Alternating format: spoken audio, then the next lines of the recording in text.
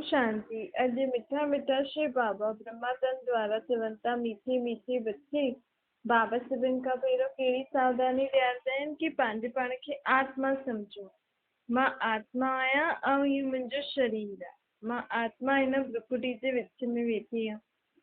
हिन शरीर खे चलाइण वारी चैतन्य शक्ति केरु? मां आत्मा। मां आत्मा असल में रहण वारी आहियां परम धाम जी। मुंहिंजो आत्मा जो बाप आहे परम पिता परमात्मा शिव। विश्व में जेतिरो बि आत्मायूं आहिनि सभिनि जो बाप उहो हिकु ई आहे। त असां सभु आत्मायूं केरु थी वियासीं? बाबा। असांजो बाप हिकु ई आहे। असां आत्मायूं बि मथां जा रहण वारा आहियूं। असांजा बाप बि मथां जो रहण वारो आहे। असां हिन सृष्टि रूपी रंगवंश ते खेल खेॾण आया आहियूं। हाणे खेल खेॾी खेॾी खेॾी सभी आत्मायूं थकिजी वयूं आहिनि, पतित थी वयूं आहिनि न, मेरियूं थी वयूं आहिनि। हाणे अहिड़ी मेरियुनि आत्माउनि खे बाप अची करे वापसि साफ़ सुथिरो करणु आयो आहे। बाबा चए थो, मां तव्हां सभिनि आत्माउनि खे वापसि खां गुल फूल मुआफ़िक ठाहिण आयो आहे। छो जी तव्हां काटा ठही विया आहियो न, हिक ॿिए खे दुख था ॾियो। काम, क्रोध, लोभ, मोह, अहंकार। सभिनि खां पहिरियों हुजणो खपे देह अहंकार। देह अहंकार ईंदो आहे, हुन खां पोइ त सभु विकार ईंदा आहिनि न। लेकिन दुनिया वारा अहंकार खे अंत में वठी खणी ईंदा आहिनि। लेकिन बाबा चवनि था सभिनि खां पहिरियों देह अहंकार खे ख़तमु करो। मां तव्हां सभिनि जो बाप तव्हांखे हाणे ब्रह्मातन द्वारा ॿुधाइण आयो आहे कि पंहिंजे पाण खे आत्मा सम्झो। हाणे मां तव्हांखे हिन ब्रह्मा जे तन द्वारा वरतो थो ॾियां। सुख, शांति, गुण, शक्तियुनि जो वरतो ॾियण मां तव्हां सभिनि आत्माउनि खे आयो। छो जी तव्हां आत्मायूं दुखी अशांत थी वई आहे न। आत्मा खे सुख भोगण जी, शांति में रहण जी अक्ल ई न आहे। छो जी आत्मा में उहो गुण ऐं शक्ति ख़तम थी वई अथसि न। त हाणे बाबा वापसि सां आत्माउनि में सुख ऐं शांति, सर्व गुण ऐं सर्व शक्तियुनि जो वरतो ॾियण आयो आहे। हुन जे लाइ बाबा पाण खे ज्ञान बि थो ॿुधाए। बाबा चए थो, वरतो वठिणो अथव त देहबान खे छॾो। कंहिं बि देहधारियुनि खे यादि न करो। हमेशह सम्झो असां सभु आत्मा आहियूं। देह सां त अलॻि अलॻि संबंध था निभायूं न। अगरि इहो स्मृति में रहंदो कि आत्मा हिन देह सां गॾु मूंसां इहो संबंध थी निभाए त देह जी यादि न ईंदी, आत्मा जी यादि हुजणी खपे। आत्मा में ई त सर्व गुण ऐं शक्ति हूंदियूं आहिनि न। कमु करण वारी आत्मा ई आहे न। कंहिंमें भाॼी ठाहिण जी सुठी कला हूंदी आहे, कंहिंमें कहिड़ो कमु करण जो सुठो गुण हूंदो आहे, कंहिंमें हूंदो आहे इहो आत्मा में। त पाण चईंदा आहियूं न, फलानी जी आत्मा ॾाढी सुठी हुई, फलाने जी आत्मा इहे ठाहींदी हुई, हुनखे इहो ईंदो हुयो। हीअं ॻाल्हायो। शरीरनि खे न यादि करो। देहदारियुनि खे यादि करणु मतिलबु पंज तत्वनि जे शरीर खे यादि करणु मतिलबु बुत खे यादि करणु। इहा बुत ई आहे न। हाणे हिन पंज तत्व जे शरीरनि सां मोह कढो। आत्म अभिमानी स्थिति में रही करे परमात्मा बाप खे यादि करे सभिनि आत्माउनि सां संबंध निभायो। भल देह खे ॾिसण जी आदत अधु कलाक खां पयल आहे। लेकिन बाबा चए थो, थोरी सी महिनत कंदव त आसान आहे इहा ॻाल्हि। छो जी असल में त पाण सभु आत्मायूं आहियूं न। बसि थोरो सो महिनत करणो। महिनत कंदे कंदे आख़िर आत्मिक भान अचिणो ई आहे। छो जी तव्हां 2 युग आत्म अभिमानी हुयो न। तव्हांखे इहा स्मृति हुई सत्युग त्रेता में कि असां सभु आत्मायूं शरीर सां कर्म थी करनि। हाणे बुद्धि में आयो आहे देह। त हाणे हिन अभ्यास खे ॾिसो, अधु कलाक जो देह अभिमान जो जेको भान आहे उहो थोरे से समय में पाण खे कढणो आहे। छो जी परमात्मा जी शक्ति सां पाण इहा अभ्यास था करो न, त हुनजी शक्ति पाण खे मदद कंदी आहे। कई ॿारनि खे त भॻवान जे बारे में यथार्थ परिचय ई कोन्हे, त भॻवान सां ओतिरो लव बि कोन्हे। दुनिया में कई अहिड़ा पुरुष हूंदा आहिनि जंहिंजा आपस में ॾाढो प्यार हूंदो आहे। ॾिसो दुनिया कीअं थी वई आहे, नाम रूप में फसी वेंदा आहिनि न। ऐं कई अहिड़ियूं स्त्रियूं बि हूंदियूं आहिनि, बालकियूं बि हूंदियूं आहिनि जो हिक ॿिए सां दिलि लॻाए वेठियूं आहिनि, कन्या आहियूं न। त दुनिया में मनुष्य केतिरो नाम रूप में फसियल आहे। अहिड़ी कलयुगी दुनिया खे सुधारण लाइ परमपिता परमात्मा हिन सृष्टि ते आयो आहे। जेतो बचे कॾहिं बि नाम रूप में न फसणो खपे। हमेशह आत्म अभिमानी रही करे बाप खे यादि करे विक्रम खे विनाश करो ऐं आत्म अभिमानी थी करे आत्मा जा गुण ॾिसो, आत्मा जा संस्कार ॾिसो। देह में पंहिंजो मोह न फसायो। कॾहिं बि बाबा खे भुलिजो न। बाबा कंहिं बि ॻाल्हि जे कारण बाबा खे भुलिजो, बाबा जी की शिक्षाऊं थो ॾे हुनखे छॾे छॾियो त पोइ तव्हांजो कल्याण कीअं थींदो। सदगति करण लाइ त मां तव्हांखे इहो ज्ञान थो ॾियां न। त इहो ज्ञान आहे ई हुनजे लाइ जंहिंसां मनुष्य आत्मा जी सदगति थी थिए। त सदगति ॾियण लाइ हाणे मां इहो ज्ञान ॾियण आयो आहे त कॾहिं बि छॾिजो न।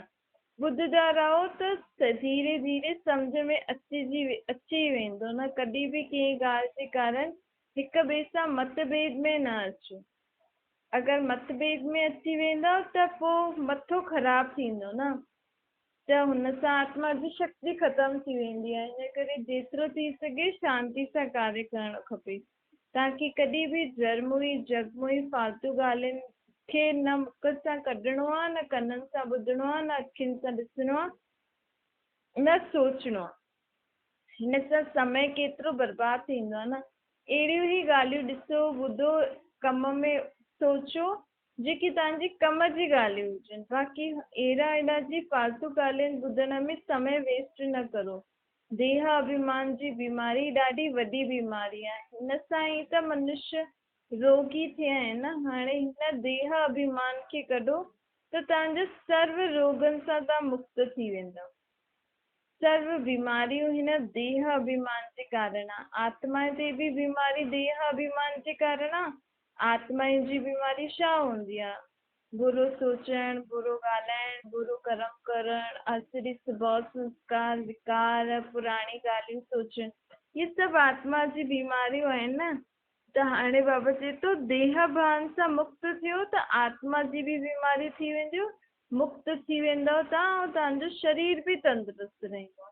परमात्मा आत्माउनि खे फरमान थो करे त आत्माउनि खे मञणो खपे न। पंहिंजे फ़ाइदे लाइ त बाबा चवनि था न। बाक़ी बाबा खे छा आहे?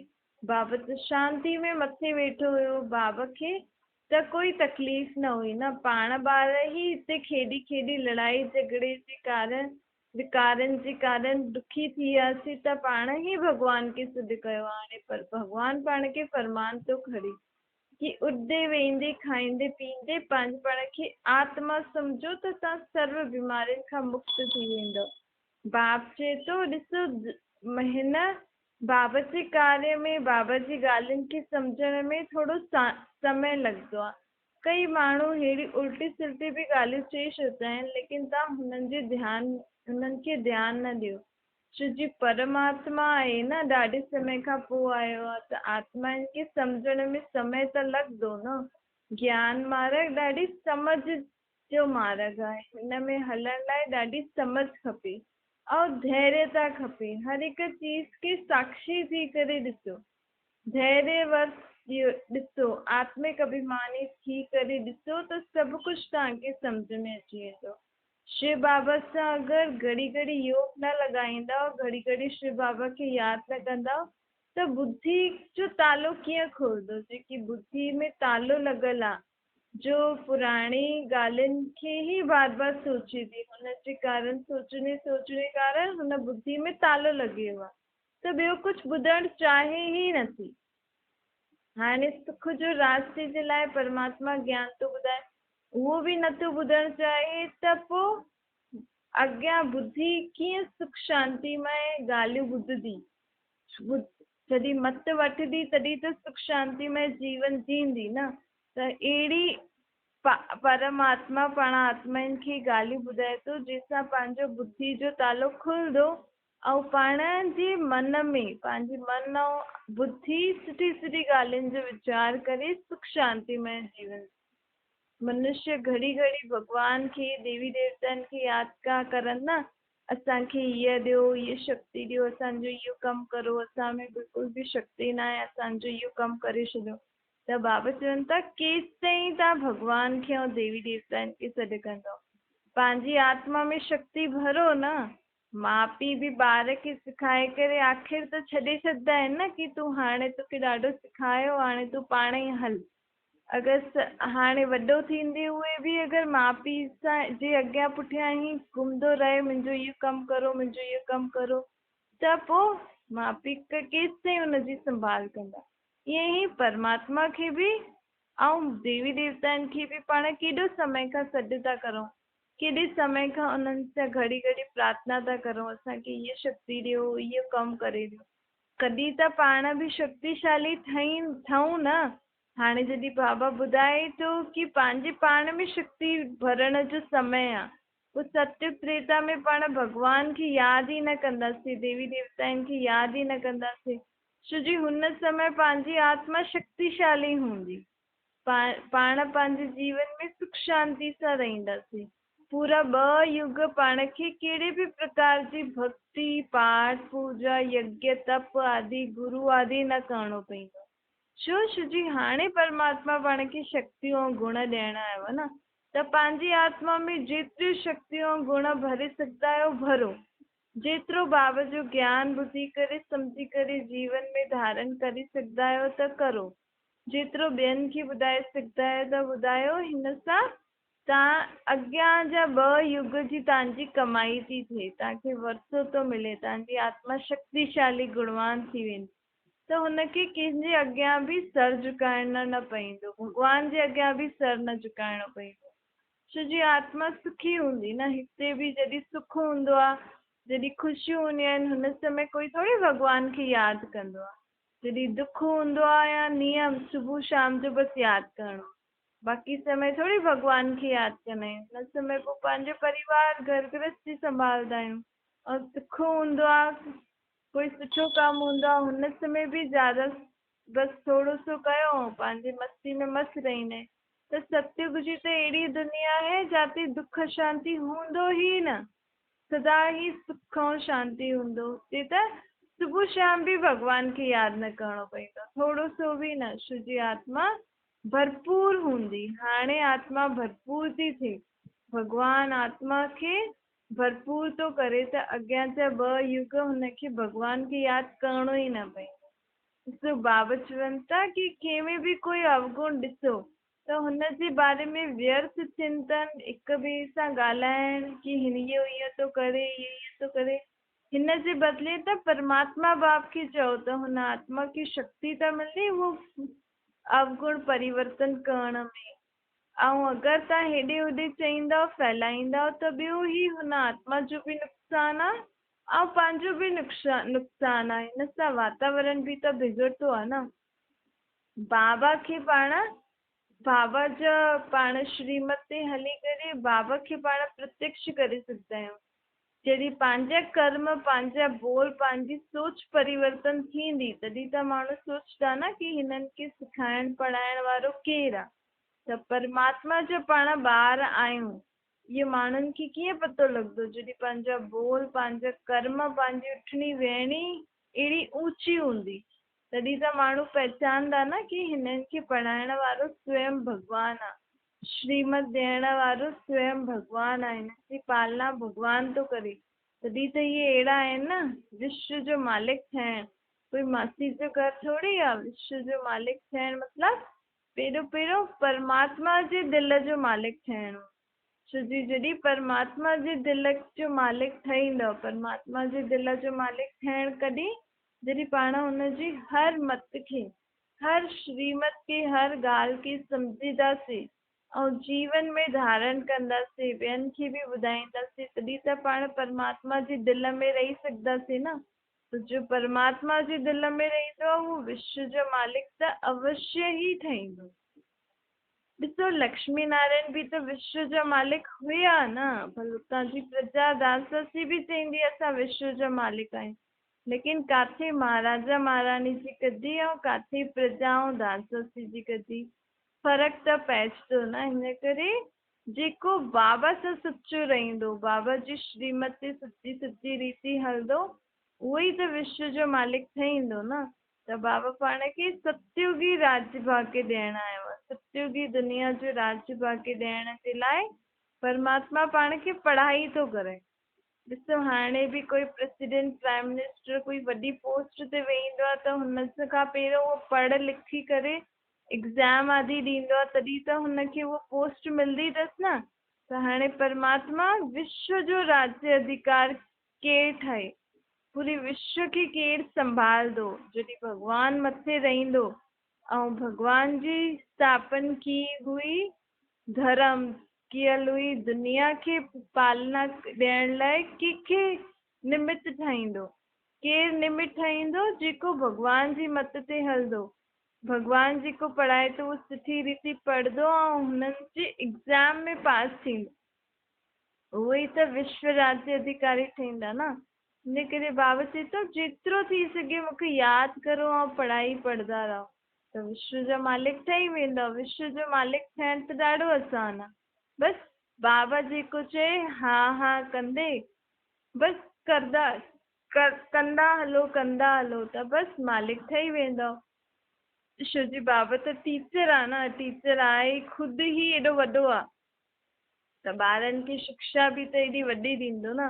अॼु ताईं पाण दुनिया में इहो थोरी ॾिठोसीं कि विश्व जो महाराजा महारानी ठहण लाइ पढ़ाई पढ़ो, लेकिन बाबा पाण खे कहिड़ी पढ़ाई थो पढ़ाए, विश्व जा महाराजा महारानी ठहण जी पढ़ाई थो पढ़ाए। पोइ जेका जंहिं रीति पढ़ंदा, ज्यादा पढ़ंदा त ठही वेंदा, घटि पढ़ंदा त हुन खां नंढा राजा रानी, ॿियो घटि पढ़ंदा त प्रजा पुदासती सभु ठहींदा न हुते।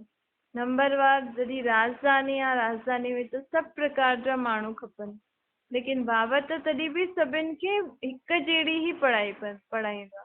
पोइ जेको बि ॿार हिन पढ़ाई खे जेतिरो बि ग्रहण कंदो, पंहिंजो संस्कार स्वभाव सुधारंदो, ॿियनि जी बि मदद कंदो, ओतिरो उहो उते वॾो पद पाईंदो। केतिरी सहज ॻाल्हि आहे न।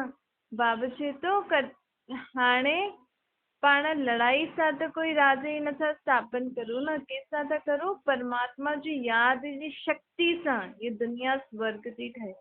लड़ाई झगड़े सां थोरी थी थिए। भई पाण चऊं हाणे गवर्नमेंट जो राज्य आहे, कल्ह लक्ष्मी नारायण जो राज्य हूंदो त लक्ष्मी नारायण हाणे जे माण्हुनि सां लड़ाई थोरी था करनि कि असांखे पंहिंजो राज्य स्थापन करिणो आहे, हाणे तव्हांजो राज्य ख़तमु अथव, हीअं थोरी था चवनि। हू त परमात्मा खे यादि करे पंहिंजे कर्म सुधारनि था, पंहिंजे स्वभाव संस्कारनि खे ख़ुदि परिवर्तन था करनि।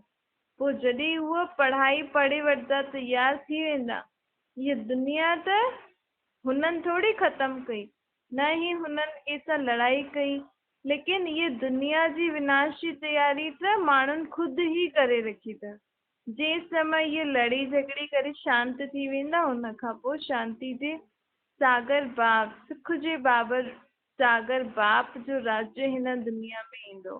हुनखे पालना करण लाइ जेको बाबा जी हाणे पढ़ाई में नंबर 1 पास थींदो, उहो ई हुन दुनिया खे पालना कंदो। योग बल सां पाण पंहिंजी विश्व जी राजधानी स्थापन था करूं न, बाहुबल सां नथा करूं। अॼु हिकु देश खे ॿिए देश खे जीतणो हुजे त लड़ाई झगड़ा केॾो थींदो आहे न, छो जी ॿिए देश खे जीतणो आहे। हिते नर्क का स्वर्ग थो अचे, राजा ई परिवर्तन थी थिए, लेकिन कोई लड़ाई झगड़ो न आहे, कोई हंगामो न आहे। बाबा जी यादि में ॾेई करे आत्मा ख़ुदि जो स्वराज्य स्थापन थी करे। तॾहिं त ॾेखारींदा आहिनि कृष्ण जे मुख में गोलो ॾेखारींदा आहिनि न, माखन ॾेखारींदा आहिनि। त इहे माखन छा आहे, विश्व जी बादशाही, पूरी कृष्ण जी राजधानी ईंदी न। पूरी हिन दुनिया में ॿियो कोई बि देश न हूंदो, सिर्फ़ु भारत ई देश हूंदो। हुन भारत देश ते बि कंहिंजी राजधानी हूंदी, लक्ष्मी नारायण जी। ऐं उहे ई लक्ष्मी नारायण बचपन में राधे कृष्ण हुया न, तॾहिं त कृष्ण जे मुख में माखन ॾेखारींदा आहिनि कि कृष्ण खे विश्व जी पूरी बादशाही मिली, वो पूरे विश्व जो मालिक ठही वियो। छो जी हाणे जॾहिं इहे सभु ॿाहिरां वारा ऐं जेका जंहिं वटि बि बॉम्ब चादी आहिनि, इहे सभु लड़दा, लेकिन असां त चुपचाप बाबा जी यादि में वेठा आहियूं।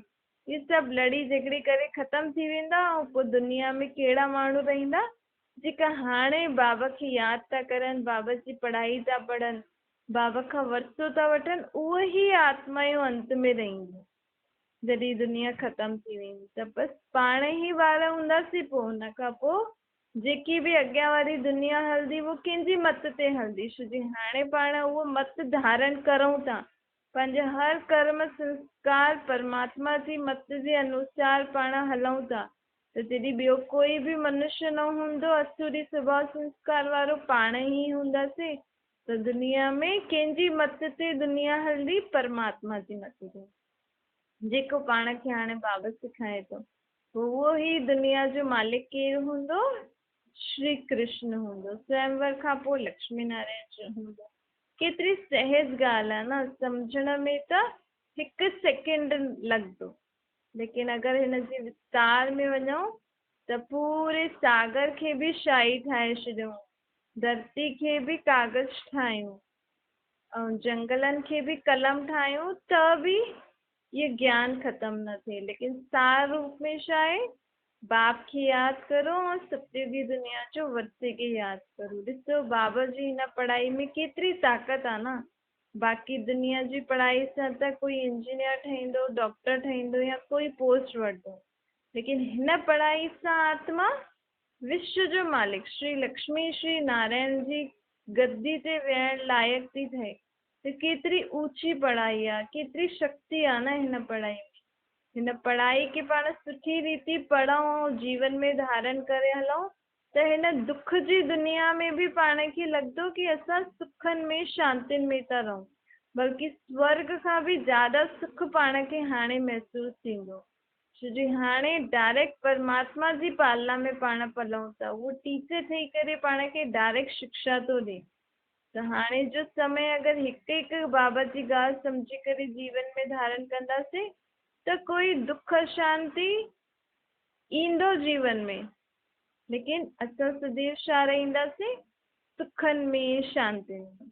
त एतिरी शक्ति आहे हिन ज्ञान में, लेकिन ज्ञान में शक्ति आहे जेकी, उहो केरु महसूसु करे सघंदो?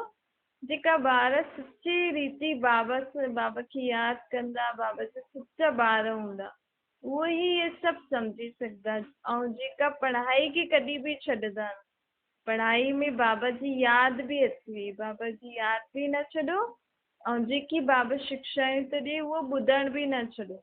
ॿुधंदा रहो, आख़िर त कॾहिं बुद्धि में वेहींदो न। गृहस्थ व्यवहार में रहो, ॿार आदि भी पालो, धंधो धोरी भी करो, लेकिन बाबा जे हिन ज्ञान खे अधु कलाक सम्झो, पोइ घड़ी घड़ी विच विच में अभ्यास कंदा रहो कि अॼु बाबा असांखे इहा ॿुधाईं, बाबा असांखे इहा ॿुधाईं। बाबा चवनि था, ॾिसो भक्ति में त माण्हू हिकु कोठी में वेही रहंदा आहिनि, लेकिन बाबा चवनि था तव्हांखे हिते कोई कोठी आदि में न वेहणो अथव, तव्हांखे त कर्म योगी ठहिणो अथव। कर्म कंदे बि बाप जी यादि में रही करे हिन ज्ञान जे सिमरन में रहणो अथव।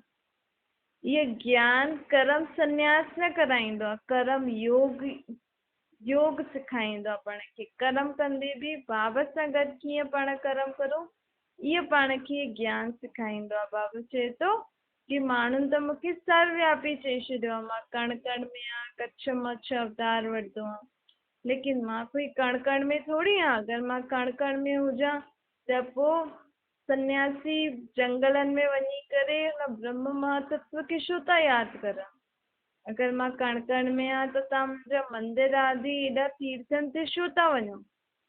ज़रूरु मां किथे रहंदो आहियां ॿी जॻह ते, ॾिसो तीर्थन आदि ते वेंदा आहिनि त बि हुते इहो ई ॻाईंदा आहिनि, हे भॻवान तूं अचु, तूं किथे आहीं? हुते बि त मूंखे ढूंढंदा आहिनि न। त एॾे परे परे तीर्थनि में वञण जो मतिलबु छा आहे? केॾो ख़र्चो थींदो आहे न। ॾिसो माण्हू केॾो सारो ख़र्चो कंदा आहिनि, पत्थर आदि जी मूर्ति ठाहींदा आहिनि, उन्हनि जो श्रंगार आदि कंदा आहिनि। जेका साहूकार माण्हू हूंदा आहिनि उहे त जेवर आदि बि पाराईंदा आहिनि, परंतु हिन सां फ़ाइदो छा? भॻवान सां त कोई मिलियो न आहे अञा।